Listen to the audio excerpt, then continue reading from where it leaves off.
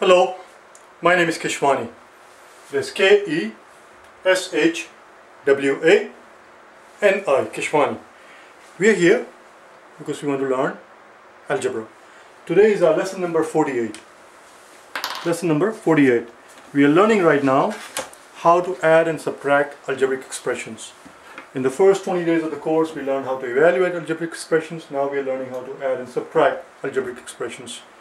And then after that, we're going to move on to learning how to multiply and divide algebraic expressions in the next couple of days. The problem for today is, day number 48, the problem is we are asked to subtract this expression here, 9 over 4 p squared minus 2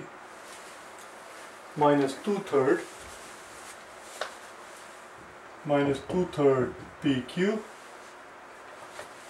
plus 2q squared from 3 halves p squared minus q squared. Well, now, as I always remind you, for the last almost 30 days or now, from day number 21, as I always reminded you, when you're subtracting one expression from the other, the same exact rule applies that will apply to numbers. For example, if somebody asks you to subtract 25 from 40, even though you heard 40 at the end of the sentence, we know that 40 goes first. 40 goes on the top, and subtract 25 from 40. The thing that we are subtracting from has to go on the top. The expression, the value, the quantity that we are subtracting from goes on the top.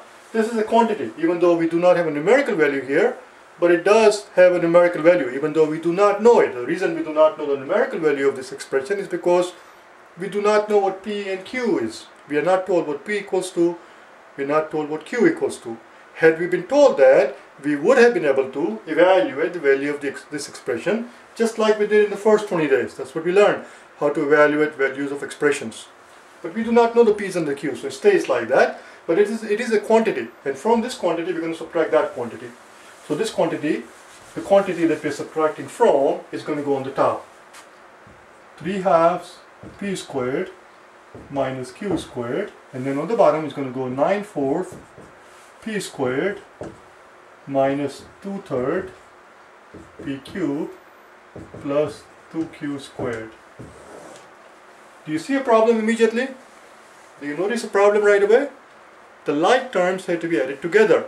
That's what we learned, how to add and subtract like terms, right? That's what we learned in the beginning of the first 21 through 30 days. We learned how to add and subtract like terms. Q squared and PQ are not like terms, they are unlike terms. This Q squared has to line up with that Q squared. We need to move this guy out to over here. Negative Q squared has to be moved out here. Voila, now we can add up this quantity. We have negative 1 of these and positive 2 of this. So what's going to happen when we subtract them? Let's do it. I'm going to erase the top part. We no longer need the top part so that we can do the evaluation. The second thing that we have to do before we do anything at all is to realize that all the signs in front of each of the coefficient of the quantity that we are subtracting has to be changed, has to be switched. This positive becomes negative, this negative will become positive, and this positive will become negative, as we will see in a second why. And now we are ready to add our coefficients. All we have to do is add up the coefficient of P's, add up the coefficient of P times Q, in this case we don't have to do anything at all because there is no PQ here, and then they add up the coefficient of the Q's, that's all. So let's get going. And you will see in a second, and we'll see in a second why this positive became negative, because we are asked to subtract 9/4 from 2 third. So from 2 third, we are asked to subtract 9/4. We are asked to from the positive 2 third, we are asked to subtract positive 9/4. As you can see, very first thing we do when we open the parentheses is negative times positive becomes negative. There you go. This positive became negative.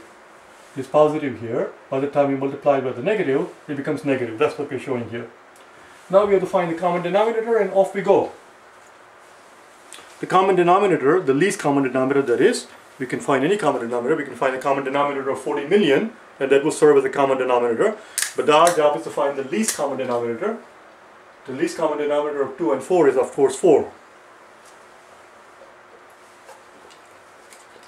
How do we convert? How do we convert this 2 into a 4? Multiply the top and the bottom by 2. Now we have a common denominator of 4 here, denominator of 4 here, we have a common denominator of 4. 2 times 3 is 6, positive 6. Negative times positive is negative, and 9. Positive 6 and a negative 9 is going to give us negative 3/4. There you go. That is our coefficient of p squared. Negative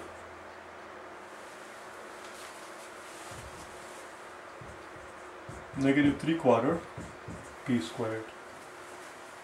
Again, you see, this was positive, but by the time we multiply with negative, it became negative times positive became negative. And then we simply add them up. The answer is negative 3/4. Negative 3/4. Now the question is,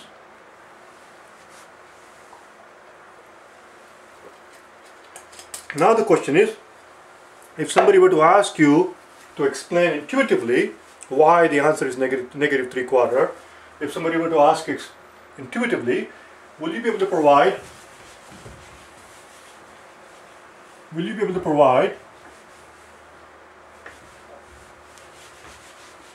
a cogent explanation as to why 3/2 minus a 9/4 equals negative 3/4?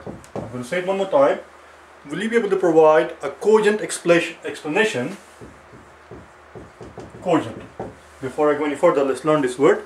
I'm going to digress for a second. We're going to stop here, or digress here for a second for vocabulary. Cogent was the word, and I know we have learned it because I use this a lot. The only problem is there are too many words with C, beginning with letter C, and I have to dig through my list here. Oh, there you go. Oh, you know, right away. Day number 7. In addition to the vocabulary, in addition to the video that you're watching on algebra, if you're also interested in learning some geometry, I have videos, just like I have the videos on algebra, I have videos on geometry, and I also have videos on the YouTube for vocabulary, particularly if you're planning in the near future to sit for any of these exams, SAT, the GRE, the GMAT, the TOEFL. The most important ingredient in the English portion of this exam is having a decent vocabulary. In order to show to somebody that you have command of the language, you have a good command of the language, not a mediocre, not an average command of the language, which is what almost everybody does. But in order to show that you have a decent command of the language, you have to have a certain level of vocabulary. And these words are good words to know. Anybody who is going to sit for SAT or GRE or GMAT, TOEFL is an exception. You won't go there. TOEFL is for foreign students. For those of you who are curious, well, you might see here and wonder what this is. It stands for Test of English as a Foreign Language. Probably cogent you will not see in that exam, but anybody who is sitting for the GRE, GMAT or SAT should know the word cogent. What does it mean? It means to be persuasive. It means to be convincing. If somebody is being persuasive, if somebody is giving you a very convincing explanation, they are giving you a very cogent explanation. If somebody is giving you a very convincing explanation, they are giving you a cogent explanation. And if somebody is being cogent, that person is said to have, what's the noun of cogent? What's the noun? Noun of cogent would be cogency. If one is being cogent, one is said to have cogency. Just like if one is being clever, one is said to have cleverness. If one is being honest, one is said to have honesty. Similarly, if one is being cogent, the noun of cogent would be cogency. And you will learn that on day number 7. Just type in Keshwani Prep -vocab -day number 7, day 7, and you will learn this word. Anyway, I'm done with the digression. It's out of my system. My question was, if somebody were to ask you, if somebody were to come up to you and ask you, why is 3/2 minus a 9/4 negative 3/4, would you be able to provide them a cogent explanation, a convincing explanation, not a geeky explanation, not a nerdy explanation, not a mathematical explanation, but a gut explanation, an explanation that I can feel in my gut, something intuitive explanation. Here's the explanation. Well, the reason why the answer turned out to be negative 3/4 is because 3/2 is same as 6/4. So if you have 6/4 And if you try to take away 9 quarters from it, well, 6 minus 9 is negative 3. There you go. Therefore, 6 quarter minus 9 quarter is 3 quarter. That's all. Or negative 3 quarter rather. So that was the coefficient of this guy. Here we don't have to do anything at all. Just negative 2/3 becomes positive 2/3, positive 2/3 PQ. And this is quite straightforward. It is negative 1 minus a negative 2, so it's negative 3. Negative 3 Q squared. You see, this is negative 1 plus, or rather, negative 1. We subtract, from negative 1 we are subtracting positive 2. Negative 1 minus a positive 2 is simply negative 1 minus a negative 2, which is negative 3, which is what we showed here. That's it. That was the answer. Now, another way we could have done the same problem is this. Watch here. I'm going to do it on the top. We have 3/2 p squared minus a q squared. And from that, we are subtracting 9/4 p squared minus 2/3 pq and plus 2q squared. But what happens? This guy is just going to come down the way it is. Nothing is going to happen to here. 3/2 p squared minus q squared. And now, this has a positive sign in front of it. As we open the parentheses, we get negative times positive, negative 9/4 p squared. And then we get negative times negative. Negative times negative becomes positive. Positive 2/3 p times q, which is what we saw here. Only thing that happens is that the negative 2/3 pq becomes positive 2/3 pq because we're subtracting it. This negative times negative makes it positive. And then finally we have negative. Times positive. Negative times positive makes it negative. Negative 2q squared. Now we have to combine the like terms. Let's get going. Combine the like terms. First the p squared. We have 3/2 p squared and 9/4 p squared. As we saw before, 3/2 minus the 9/4. You see 3/2 is how many fourths? 3/2 is 6/4. 6/4 minus a 9/4 will be negative 3/4. We just saw it a second ago. So that's this part. Then we have to combine the q's. Let's look at the q's. What color can I use to show q's? How about an orange one? Let's put the q's in the triangle. Here you have negative q and you have negative 2q's. A negative q and a negative 2q, a negative q squared and a negative 2q squared gives you the negative 3q squared.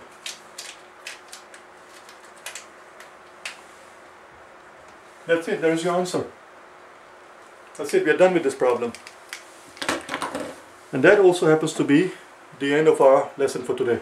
I will see you on day number 49, our penultimate day, before we jump into learning how to multiply and divide algebraic expression. Before we wrap up for today, let's learn this word that I just used in a sentence. Today was our penultimate, tomorrow rather. Today is day number 48. Tomorrow is going to be the penultimate day.